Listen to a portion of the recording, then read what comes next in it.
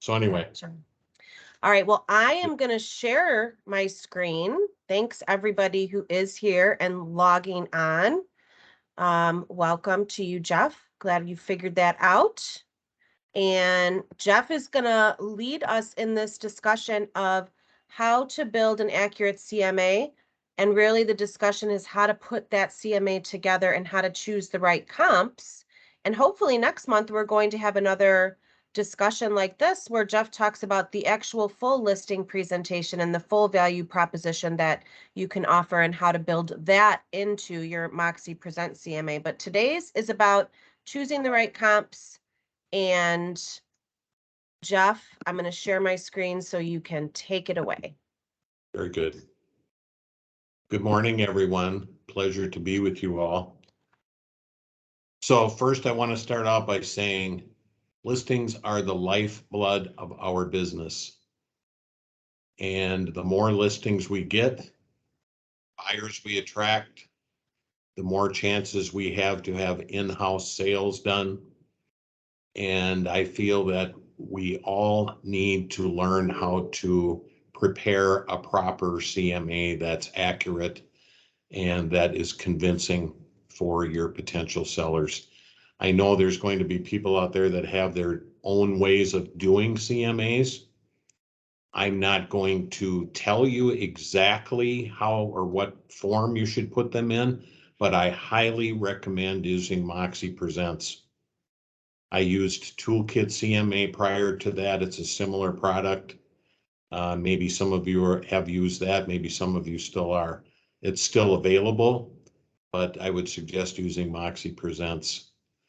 So with that, we will move on to the next slide, Dana.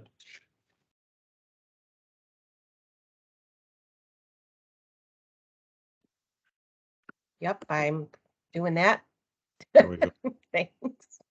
Okay, so how to analyze a subject property.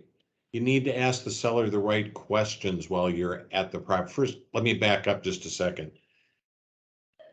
I am an advocate for doing a two-step CMA. One is the first appointment made to go and inspect the house and meet the seller and chat with the seller. Number two is to present your findings. So I'm a big advocate for that. I also know that sometimes it doesn't work that way. You get that phone call. It's like, we want to list our house right now. We need it listed. We want it on the MLS as soon as possible. You need to be prepared for that too. But it's been my experience over these many years that a two-step process will win you the listing more often than it won't. So at least try for it. When you go out to make the first appointment, say, you know what, I'm glad you invited me out here. I do a two-step process. And when I come back the second time, I'll do it, show you everything that I found in the course of preparing my CMA. Let's move on.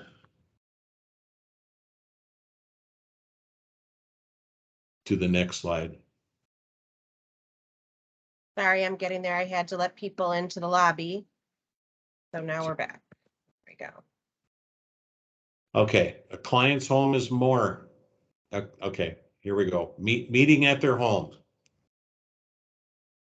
When you're talking with them, walking through the house the first time you're there, ask them questions about their house. Ask them what they really like about it, what they've liked about living there, what they like about their neighborhood. You'll have an opportunity there to tell them exactly what you're doing there, what your CMA is going to show them when you come back for hopefully that second appointment. And you can tell them that there will be a listing proposition available as well when you come back. In other words, you'll show the client how Century 21 Atwood and yourself market the property. And that's kind of a separate presentation in itself. Today is just to talk about getting comps and using Moxie Present and coming up with the proper pricing. All right, Jeff, I'm going to just keep you on time here a little bit. We're at 11:10. So we have about 10 to 15 more minutes. So I'm just going to move through some of the slides, okay? Got it. Sorry, folks, I'm going to a memorial service for Charles Atwood today that came up kind of very recently. I don't want to miss it, so I need to leave here by like 11:45. So that's why we're kind of on a time frame here. That's okay. We're going to do fine. Yeah. Yep. So here we go. If all of you or any of you, some of you have access to getting some information off your county records, county assessor's office, I would recommend that you get that printed off and take that with you when you do your first inspection. I would recommend taking notes on that form as you go through the house. The form, down here, we have the Beacon system on Blue Earth County, and I know a lot of the counties have Beacon. It's got a lot of valuable information on there, square footage, depending on when it was when they bought it. There's sale information from when they bought it, recent sale information after that. There's building permit information on it. Just a lot of stuff. And just showing that you've taken the time to pull that form, I think is good, showing that to the client as you walk around the house. Next.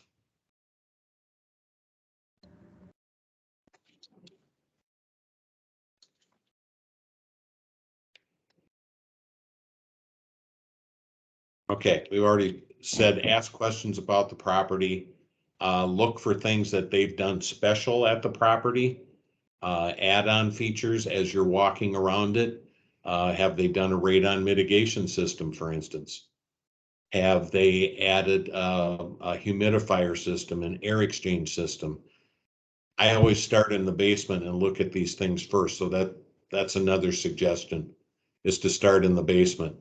One exception to that is if you think there's going to be a rainstorm coming up soon, then do your outside first before it starts pouring. Look for unique features at the house that it may have that a lot of properties don't have. Jot them down again on the sheet that you're carrying around with you. Is there something special about the fireplace? Is there a wood burner attached to the heating system? Is there a lot of nice brickwork on the house or stonework? Is there something special about the patios or the decks? Another thing is to look at the overall floor plan of the house and condition.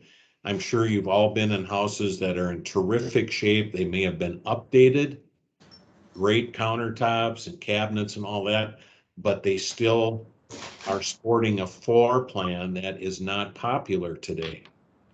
You need to jot that down so that when you're doing your CMA, you may have to talk about that aspect with your seller. You know, I really appreciate, Mr. and Mrs. Seller, what you've done to your property and how you've kept it up and all the updates. But today we're seeing in the marketplace that your floor plan is not super popular anymore. There are things about it that a lot of buyers aren't looking for. And you can be really nice about it, but get them ready for it. What are I have a question. What are some unique features? And maybe you guys who are joining us can put it in the chat. What are some unique features that you've seen in houses that you've went to tour to and gotten those listings? I'll give you one example. I bought the house that I'm currently living in just under 2 years ago, and the sellers put a dog wash station outside on the side of the house with hot and cold water and a dog blow dryer so that they had a place where they could wash their dogs before they came in the house after they went, in the lake or on the sand or played in the mud, whatever. So what are some unique features? Either come off a mute or put them in the chat, please. We'd love to hear. That is a unique feature, Dana. I know. You don't see many of those. And I use it because of my dogs. It wasn't the selling point, but hey, it's great to have. Underground fences are another feature. Fancy dog kennels. I listed one the other day. It's got a fancy insulated dog house on it. I mean, just make some notes, and it's something you can put on the MLS too, eventually, if you get the listing. Other questions to ask while you're at the house. If you're in the country and you have a well and septic system, ask the seller right there what they know about it. For instance, have you had the septic tank inspected? Is it currently okay to use? Are there any issues with it? Same for the well. Have you had your fireplace looked at? Do you know how old your roof is? Do you know how old your windows are? Those are all the kinds of things you need to know, because as you're looking at the comps, you may have the perfect comp, you think, but it has original windows in it and your subject property has got brand new ones. Well, there's a difference right there. And that needs to be shown on your CMA as you're doing it. You showed your value proposition. You've got the info you need. Now set up the following appointment. Make sure you make the second appointment before you leave there, so you've already got it booked. That's a very wise thing to do, because they could have someone else coming in as well. And if you've got the appointment made, most of the time it's hard for people to break those appointments. When you make that second appointment, don't put a lot of time in between the first and second one. Try to get your market analysis done quickly. Leave enough time for you to do it accurately, but make sure that you're in tune with the seller on when you're going to come back. Because if they look at you and say, we have to know this tomorrow, you're going to have to get busy, or you may be working late. Okay, now we're going to get into more of the choosing comparables. I don't know how all of your MLSs look up there, but it's very important that when you look at your subject, let's just say, for instance, it's a 1950s Rambler. If you have areas in your MLS that will have 1950s Ramblers in them, those are the areas you want to search on your MLS to find the property. You're also going to want to eventually look at the style of the house, what the address of the house is, the size of the lot, that type of thing, square footage of the house. But you need to come up with the neighborhoods to search and then a price range to search in. And if you're a brand new agent and it's the first time you've been in the house, you may have no idea at all what price range it's going to be in. I would recommend you talk to an experienced agent in your house, briefly explain it to them, and come up with a range that you think it's going to fall into. And it can be $100,000. You know, it could be, and I think our slide here will show it, 350 to 450,000. You need to know that it's going to fall in there. And then as you're doing your comparables, you're going to come up with a whole bunch of them, hopefully, maybe 20 plus comparables when you go to that 350 to 450 range. And then you start paring it down so that you end up with less options to look at for comps. So let's say when you do it, go down to square feet and age after you've picked the areas. Now maybe it comes down, our slide says maybe it comes down to 7 homes that are in those areas with that kind of square feet, that kind of style, bedrooms, bathrooms, those types of things. It says at the bottom of this slide here, 3 to 5 comps is a good number to end up with. 3 is what appraisers use. If you've ever looked at their forms, almost inevitably there's 3 comps in there that they've boiled it down to. Because making adjustments for sellers to look at on more comps than that gets to be a little bit cumbersome for that seller to look at and understand and spend time looking at it. So anyway, that's what I would recommend. Start out with a broad search and then narrow it down. If you're having trouble doing what you want to do and coming up with what you want to do, go to another person in your office. Maybe it's your managing broker, sales manager, experienced agent, whatever, and say, hey, I'm working on this CMA. this is what I've got so far. What do you think about the areas I've picked? What do you think about the price range I've picked?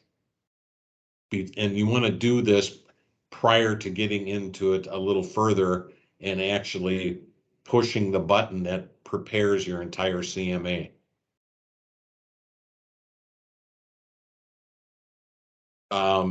There was something in the chat room. I want you to know that I would be very interested in talking to any one of you individually, online, on the telephone, or whatever, after this little session is done, to get deeper into any of this.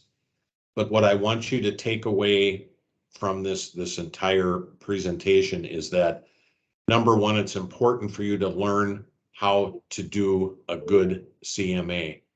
It's important to pick a format or a program that gives you a good looking CMA that's accurate and looks pretty. Those things will help you build rapport with your client when you've met with them. You'll be able to become their trusted advisor, as the slide says. Get as much info as you can and make sure that the price is right on it.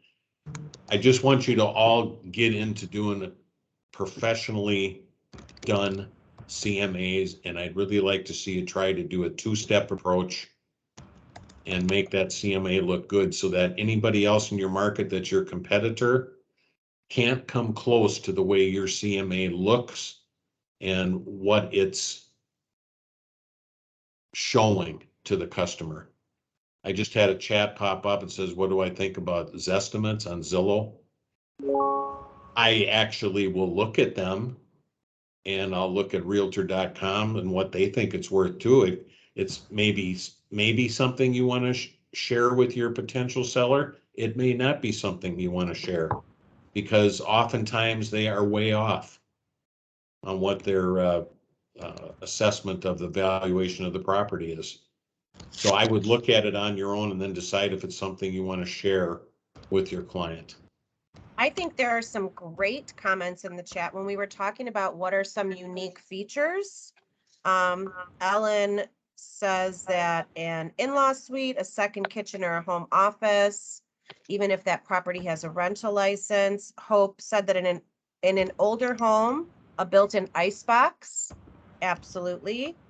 When you were talking about setting that second appointment after you've done the walkthrough, Jeff, and you've gathered all the details, a great comment was, when you set the second appointment, make sure that both parties, both of the owners or all of the owners of the home are present. So you have all decision makers there, and no one has to then present what you've presented to somebody else. Very important. Taking those opinions on pricing, collaborating on pricing. Ellen said they do that at Mankato, but I know for certain that they do that across all of our offices. There are a lot of agents go to other agents and their managers in those offices to discuss pricing ranges and choosing the right comps. And that collaboration is part of what makes us very special in comparison to a lot of other offices that are in such strong competition with each other as agents, where we have more of a collaborative environment, which is great because we can learn a lot from each other and teach each other a lot of things. Hope says she sought out more experienced agents' opinions before pricing her first listing as well. So all of this feedback is fantastic, and that's great. Why don't we open it up for questions? If anybody has any specific questions about choosing the comps, about making adjustments, anything you want to dive into, feel free to put it in the chat or just come off mute. And as Jeff said, set up a time to talk with him about his specific intuition about putting those comps together and how he's been successful at it for all of those years. There's a lot that goes into it, not just choosing the same style home or a similarly priced home. You want to make the best considerations because that's what makes you look like a trusted advisor to your client. Okay, Ellen put up in the chat, how do you come up with a dollar amount on changes comparing property to property? One of the first things you'll find when you're doing a Moxie Presents is you'll have a field to fill out of when the comp sold. the date of the sale. And you need to be mindful of that, because if that sale is too old, you're going to make a huge adjustment there. And you want to try to stay away from having the adjustments be too old, because they just don't make sense to sellers. They'll look at you and say, why do you have this comp in here that's 2 years old? You know, today it's 2022, it's not 2020. And there's some merit to that. I have had comps that get really old, and I find that making an adjustment for 2 years is sometimes too much. It's just too much. But if you can't find comps that are 3 months, 2 months, 6 months old, if they just aren't coming up, that's where you have to go. And then you have to be really in tune with where valuations are right now in your marketplace. And we all know what's happened the last 2 years. I mean, we've got 10, 15% a year, at least in our market down here, you know, 20 to 30% increases in the last couple of years. So that has to be reflected. Yeah. Making adjustments for location is important. If you look at that county spec sheet, it'll usually have a land valuation on it.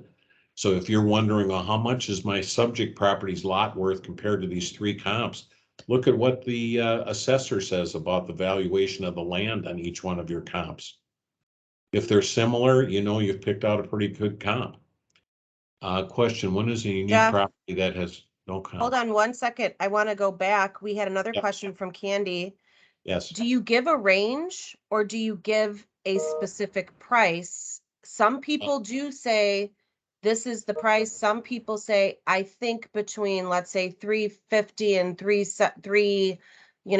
59 or something like that. What do you do? Okay, if you use Moxie Presents or Toolkit, it will automatically give you a range.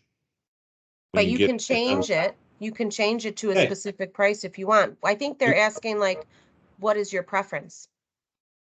My preference is to use a range, but Okay. to squeeze that range so there's not too big of a spread.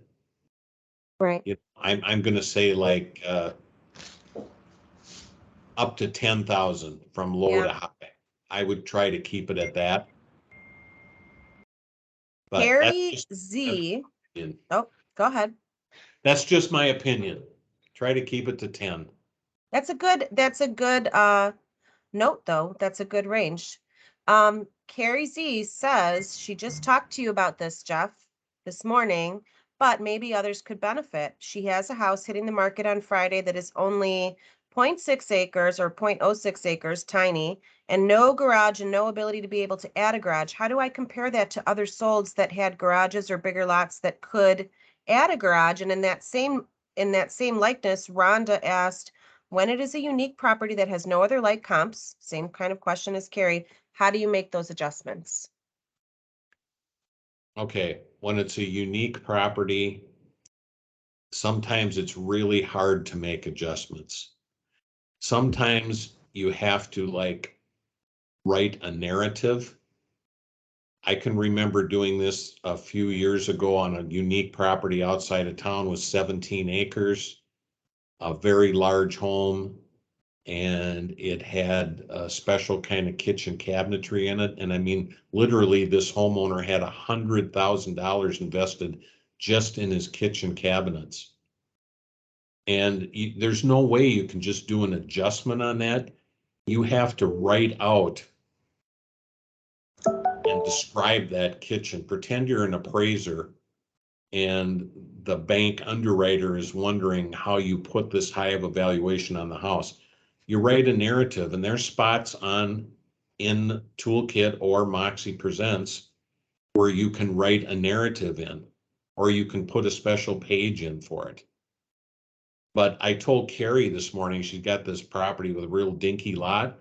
When you get your what you feel are the 3 best comps pulled up, or the 4 best comps, go back to that sheet, hopefully from Beacon, that shows the land valuation only for your comps.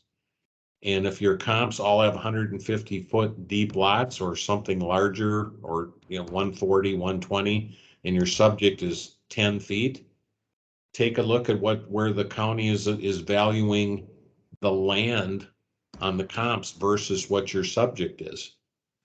And that should give you a pretty good idea of what kind of an adjustment you're going to make use of the assessor's numbers. Candy asked, and you may have just answered that, how do you know what those adjustments should be, and what adjustments do you use for bathroom, bedrooms, etc.? These are great questions, everybody. Thank you so much. Okay, first of all, you're going to make square footage adjustments. So square footage adjustments will make up for some of that, maybe being a 3-bedroom or a 4-bedroom, because the square footage is going to go up. But let's say you get that subject property that's a 4-bed, 2-bath, 2-car garage, split entry. And then you've got another one that's exactly the same square footage. They just have 3 bedrooms, 2 baths, and a double garage. What I use today in 2022 for that extra bedroom, I use a number of $7,500. That square footage is still there in the house. It depends whether it's finished or not. And finishing a bedroom off, it's basically stud walling up a closet, putting some floor covering in, a little bit more sheetrock. I personally feel $7,500 covers a standard bedroom. Bathrooms, I will go a little bit higher. If it's just a half bath, I usually use like $6,000. If it's a full bath, I usually use $7,500 to $8,000. And from there it goes up. I mean, if you've got a really fancy bathroom in it, it can be $10,000 to $15,000 if you've got an extra bathroom. Or if your subject doesn't have it, you've got to make adjustments for that as well. Jeff, I have a quick question for you. This is Lori. What is one of the things that when you're doing a 2-step CMA, what is the one thing you have to remember to do? One thing to remember when doing a 2-step CMA. Well, the first thing to remember is to bring that up early on, that's how you like to do your CMAs. And hopefully you don't have an objection to that. If you do, then you have to deal with it. That's the first thing. Like Ellen says, get agency signed. It's the first time you're in the house. So thanks, Lori. I know you're baiting me. At first substantive contact, state law says you're supposed to bring out the agency disclosure form. Yes. So bring that with you. And Good explain to your seller that you are obligated by commerce and real estate law to go over that form with them. You can point out that it's not a contract, just like it says on it. And you can also casually mention that this is supposed to be done by all real estate agents. And that, that way, if they've already had somebody to their house or they have someone coming, if that first agent didn't pull it out and didn't sign it, that seller's going to know they didn't do their job right. So I'm going to jump in really quick because we're approaching time. Yes. We do have one other question from Hope. I wanted to just add in about agency. And in a lot of cases, for a lot of different things, it's really good to always explain to the person that you're meeting with how whatever it is that you're telling them that they have to sign or they have to do or you want them to do, how it actually benefits them or protects them. And a lot of times if, you're uncomfortable with that agency form, you want to not just say, well, you have to sign this before we can talk. You want to explain why it's benefiting them and how it protects them in order for them to even trust you more. And so I think we can get into a deeper conversation about that, Jeff, and that's something that we can help anybody with that has questions about how do you even present that in the first place? Because when you relate anything back to how it benefits the other person instead of just why you want it or why you need it, it makes a big difference in building the relationship for sure. Hope asked, I've read that appraisers only count above ground square square footage or heated square footage? Do you count the basement square footage? Yes, when I fill out my Moxie Presents form, I indicate on there what the total square footage of my subject property is. And then you go with finished square footage when you're pricing the property and gross square footage. I mean, the house is, it's so big and it's never going to get smaller. I don't know why an appraiser would not use total square footage. I don't think they're doing their job right. That would be my opinion. Thanks, Jeff. Does anybody have any other questions?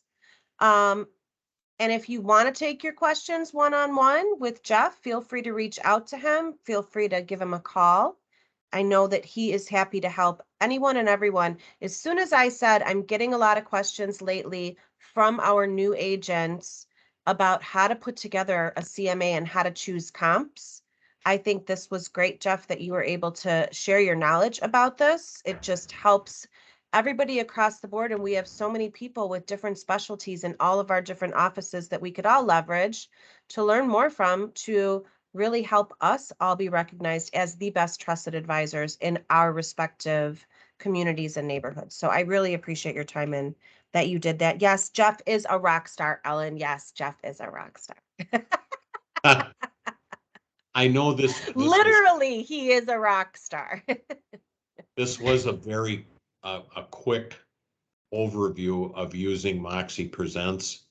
And I'm certainly, again, I'm happy to get deeper into the process with anybody in any of your offices via Teams or via phone call or via email, whatever you want to do.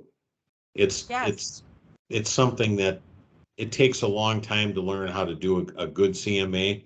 Thankfully, we have the tools through C21 to use right now that really makes the process a little bit easier. And it just turns, it looks like a great product when you're done. I mean, it looks terrific. Everybody I've ever given one to has been totally overwhelmed by how good it looks. I mean, Just it's, evolved, right? It's evolved yeah, beyond CMA Toolkit. It is so much more user friendly. It allows you to have more control over what you're creating, and the ease of use is there. Listen, Jeff, if you're saying that you love Moxie Present and you were so in love with CMA Toolkit, we know that everyone should try using it. And while Jeff can really help you with how to choose those right comps, I am here to help you every single day with how to use that tool, how to log into 21 Online and train you on that tool, as well as, 50 other different tools that you want to integrate into your business. Samantha says, yes, he loves CMA Toolkit. Yes, you did. I remember. I still love CMA Toolkit, but I almost love as much the new one. And the only reason I'm not there yet is because it's so new that I haven't used it enough times yet. But the more I use it, the more in love I am getting with it. It takes some time to discover all the little things it can do. You know, I had years of using Toolkit and you discovered everything it can do, and then you fall in love with it. And the same thing is going to happen with Moxie Presents. Michelle Vessel would love a cheat sheet for the values you use for the most common adjustments. That's a great comment, Michelle. Jeff and I were actually talking about that yesterday when we were running through this presentation. If maybe he could put something together that shows not only what do you look for when you're touring the property from outside to, top level, what are the things you're looking for, but then yes, that can be added to it, the adjustments that you're going to make. So Jeff, now everybody's asking you to create that cheat sheet. So I can do that. I just want everybody to know that, I'm working the Mankato, greater Mankato area market. So the numbers I use could be slightly different where you're at. yep, I think that's a But great point I too. guess it's a baseline you can use. And just having the items, like you're Yes. looking at a roof, you're looking for unique features, you're looking for updated kitchen, you're looking for the water heater. What did you talk about when we were talking yesterday? Some kind of, I'm not even going to say this right. It wasn't a radio, something in the basement that you were checking a gauge for. Oh, radon mitigation. Thank you. Yes, like things like that. Like we got to put that in a checklist. So I can help you with that too, and we'll get that out to everybody. Cool. I'd be glad to do that. And Ellen says, what about adjustments due to quality of building materials like appraisers use? That's so subjective. I mean, what do you as an agent think a superior product is compared to what your agent you sit next to thinks a superior product is? Yeah, that's interesting. And you and I talked about that yesterday too, like the difference between our own personal opinions and being subjective and how we present that to the client or the person in front of us. So I do think that's subjective. Candy asks, what do you say when clients say, well, I just put on a new roof? Lot to look at there. First of all, you basically you've got three kinds of shingles. You've got 3-tab shingles. They're the ones that look real flat when they go down, and they usually have a 20-year warranty. Then you go up to 25, 30, 35, and 50-year warranted shingles, and they're usually architectural grade. And they cost a lot more money to put on. So you need to find out from the homeowner what's going on in the house or what just went on the house. If he doesn't know for sure, ask for his paperwork, ask who put it on, call the contractor. Sometimes you need to do a little bit more digging to find out what you need to know. I've got a new listing, it's getting a new roof on it within the next 2 weeks, and the first people I showed it to have already contacted me after I let them know a roof was going on. It's like, what are they putting on, 30, 35, or 50? That's what they asked me, and I actually don't know that yet. I hope to know maybe by the end of today, but. All right, I'm going to ask one last question, and then feel free to email Jeff your questions because I know a lot of people on here have to go. Brenda asks, does anyone have a checklist for the first walkthrough for an MVA, like for water heater, gas, electric, if there's a dishwasher, disposal? I write it on my sheets, but then I have to find it and decipher my notes. And then Candy said, but how does that add value to the home? I think that's to what you were just talking about. But does anyone have this checklist that Brenda's looking for? Feel free to email it to Jeff and to Brenda and to I. And I'm going to say goodbye so everyone can make it on time to, I know where you're all headed to in Mankato. And email us any more questions. This has been recorded, so you can always go back and watch through it or pass it on to anybody that wasn't here and is asking, hey, what were your takeaways from that? We'll pass it on to them through the recording. Please. Thank you, Jeff. You're welcome, and please do contact me with questions by whatever method you want. I will get back to you. Have a great day, everybody. We'll talk to you soon. You bet. Take care. Bye. Bye-bye.